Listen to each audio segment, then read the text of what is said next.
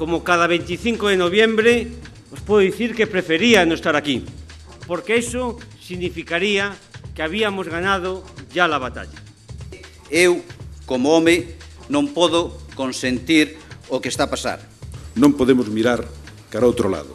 Se trata, sobre todo, de cambiar as mentalidades. Ni reinas de la casa, ni reinas del hogar, ni reinas de corazones ajenos. O noso reto hoxe é ser unha máis. Todos somos mulleres contra a violencia machista. É un soño e pode non ser unha utopía. La violencia es el último recurso del incompetente. Non todos estamos igualmente expostos á violencia. É moi difícil ter a valentía de acudir a denunciar.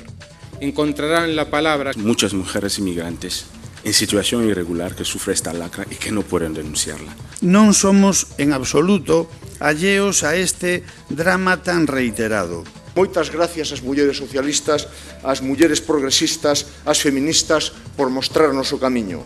Pero non abonda. Este é un pequeno paso, pero un paso nesa dirección. Outra oportunidad.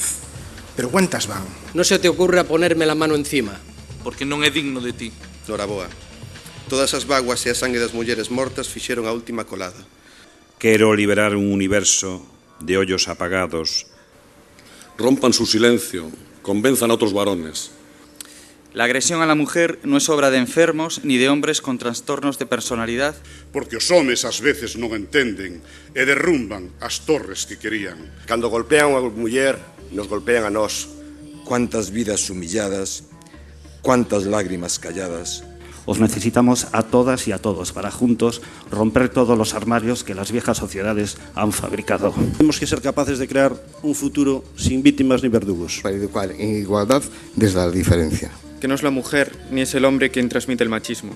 Es una cultura de 4000 años que nos la inculca. Temos unha dobre responsabilidade ante este tipo de violencia. Creo que nos sería moito mellor se houbera máis homos que como Johan Svensson reivindicasen claramente a súa condición feminista. Porque non hai outra maneira que facelo xuntos.